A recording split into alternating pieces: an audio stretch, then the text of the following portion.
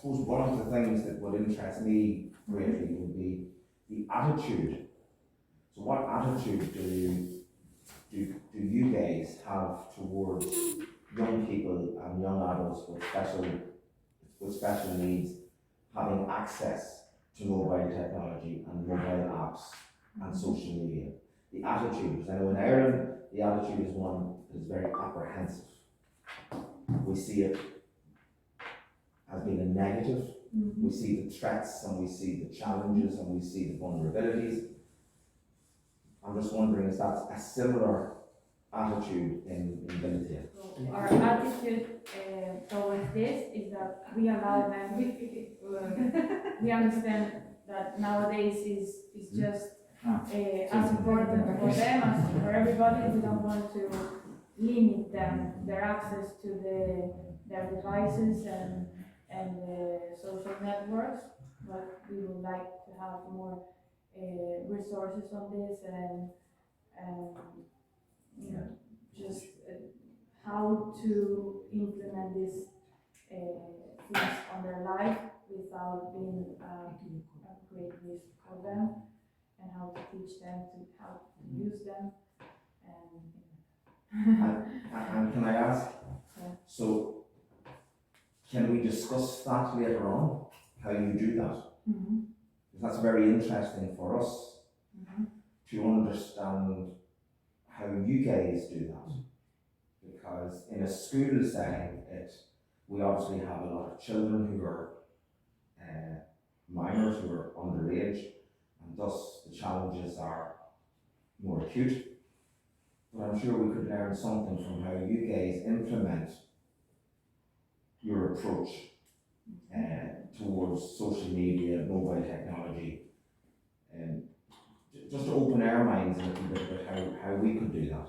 So at first they see us as like the detectives. So if we don't create that climate of confidence, we cannot help them. And it doesn't matter who is the person that helps. It needs to be the someone he can trust. If we don't create that climate of confidence, we cannot work prevention. We only can work. So it's relationship then. Relationship. It's the relationship. The relationship. That's the. Yeah, and every boy or girl here has their person with whom they feel more comfortable or attached or I don't know, connection. When we have any problems, before, the family solution was to withdraw the mobile phones from them. I guess the same experience with you. So we have faced that too. That removes the symptom. It doesn't deal with the issue. Yeah. Take the phone, that's fine, but No problem. yeah, the problem is still the issue, the challenge is still existing. So you're dealing with. It's an easy answer, but not the right one. No, it's answer. Yeah, it's no answer, because the young person gets the phone when they go home, or they have it at the weekends, or they have it in the evening, and the vulnerabilities are still there. So it's whether because we are educators, and part of the new education is the education for life, of using these technologies, because look, we all have them, everybody has them. The only thing is, we don't have the same vulnerabilities as young people. So she's saying that it's really important to create to generate a confidence between the professionals and the faculty, so he can open up with the professionals about personal things and what is happening in his life. So it needs to be so the phone is his phone, and we don't want to generate on him that restriction, like like we are the bosses here and we don't want you to see. No, we need to create a situation where he feels open because he sees us as a support in his daily life and with his problems. Okay, can I ask, you keep mentioning professionals. Mm-hmm. So what level of professional and who? So not the names, but what type of professionals are we talking about? So they don't need to be psychologists. People that work here and are more involved in their lives. In their lives. Yes, Los they trabajos like. en equipo. Yes, because we are a team and we work together and sometimes the professionals that might be more aware of his situation are not, they might not be psychologists, but whoever can be a help for him. Could I ask, do you discuss it among yourselves or is it private with just the person that child has gone to? Already developed. So it's private, yes. It's in private. And is that formally recorded? Do you formally record that on that person? So when the team meets, is that? I don't think. No? No. But we don't mean recorded, we just mean noted, like you put it on his file. No. No? If you take notes. Yes, on him See. and then keep it. When we have a situation, and it might be brought to us, or the teacher has, they have to look at it in terms of, is there a threshold of harm in this situation? So, is there a possibility that this child could be harmed in any way in this situation? And then we have an outside agency called Hustler that we can ring and ask for advice. And we will explain the situation, and then they will tell us whether or not we should formally record something, send to them, and they will then decide whether or not they need to get the police involved or they need to get social care or social workers involved. We don't have that agency that support from outside. She is also saying that it might be a bit different with younger children because they don't have that affectual, sexual problematic. Yeah. So the case might be different, but she's again saying that we are lacking of training on what we do and what we need to do on how to use a proper use of the mobile phones and technologies with children. Lack of training. Y cuando tienen problemas, buscan una solución en el centro. They search for a solution in us, with us. If you had a magic wand, she had a magic wand, she could have any training, any input on this area, in this area of online, mobile technology, etc. What would it look like? What would she want? Does she have an idea of what that would look like? First of all, or on training on this, there's formation, didactic material for prevention. Yeah, there is not a method, even though Europe is providing information interactivo, which is I don't know something interactive, and not just theoretical. So that's why we have asked for help to the university because we need that didactic those are didactic solutions, and not just the theoretical part. We need something for the kids to see. Here you can go, here you can, things like that. I understand what Dolly's saying because if we, at home, if we identify a problem that, say, maybe families and children are having with the internet, they will come up with a program or a package that's tailor-made for mainstream and not special education children. And then the teachers of, the teachers in ASPABER are left, the material isn't suitable and we have to adapt it, and we have difficulty technology-wise in trying to, to adapt.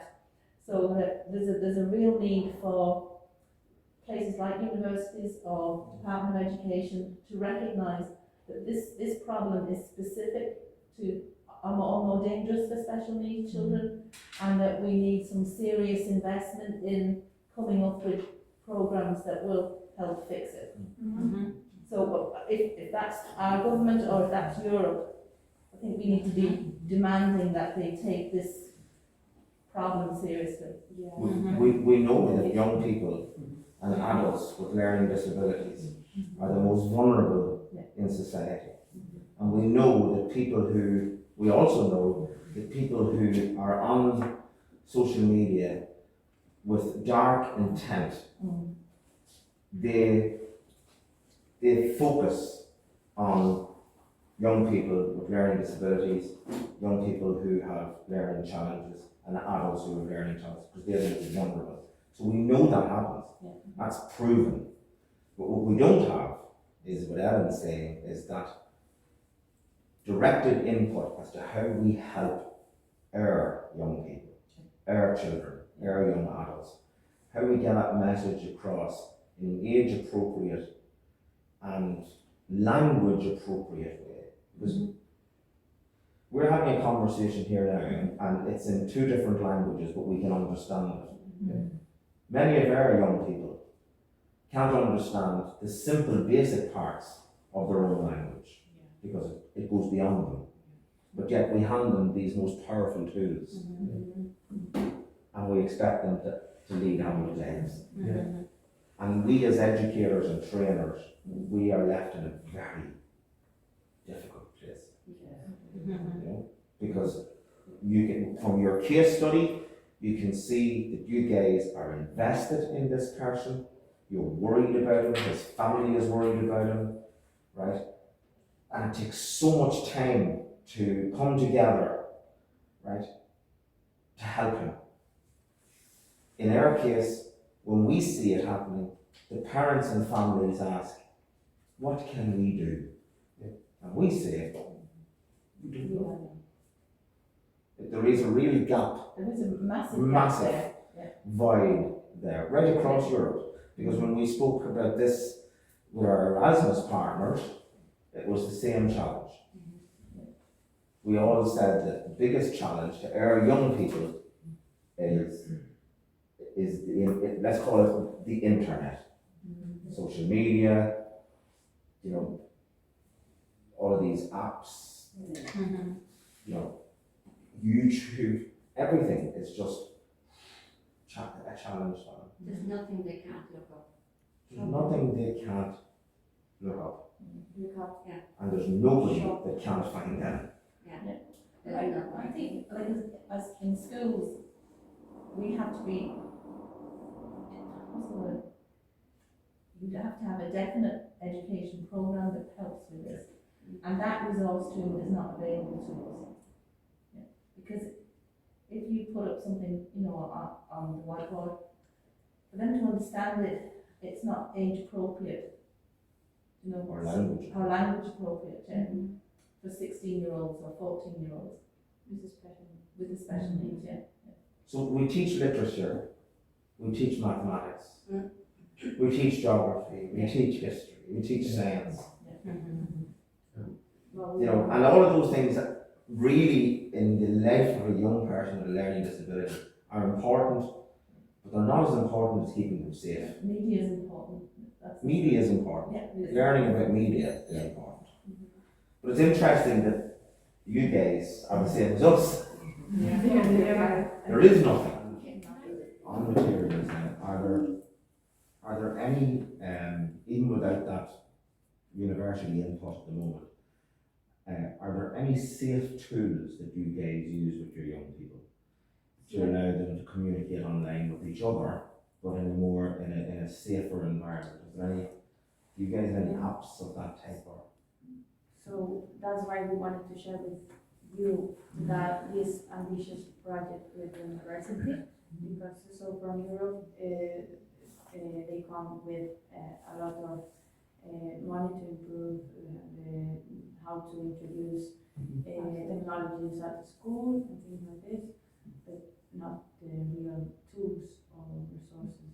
We need to carry this outside, and we need universities' help. We need them to work for us and cooperate with us. Y testearlos, o sea, nosotros ver que and try funciona. them that they work and share with them.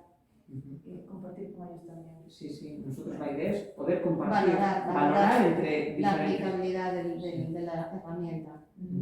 I'm just interested in how that works. So did I pick up the phone to a university and say, I have this problem? Yes. Can you help?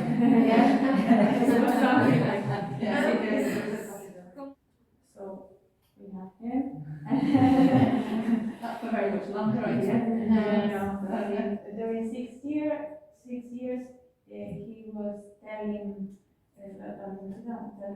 university slowly that every time that the professionals that arrived here didn't have a good training. They were formed. Can you say formed in English for that? Like properly trained for the issues we find with this year they had answered some of our demands already. The university is starting now creating, now this collaboration, creating adapted resources for us and for the objectives we gave them. We have an imperative resource plan for us, and they will work for all, Claro, not for us. Son dos cosas distintas, pero una, recursos adaptados a nuestros usuarios, The adapted resources for our users, and the other thing y is otra, that una plataforma virtual a virtual platform. It's a virtual platform. de formación para nuestros profesionales y no solo de formación, sino también de acceso a recursos que podemos utilizar. For the access of these resources that they can use. So our desire is, even if we didn't have an Erasmus, that we could still be able to Collaborate. cooperate Yes. and share and be together on this. I agree. The more important idea is we are okay. The students of the university, they are made the material. So when we recite this material, we compartir, Share. we share with you. You test your board. Okay, this work, this doesn't work. This can be edited, and then all together to say at the university, okay, this works, this doesn't work, but all together and search the solutions together. I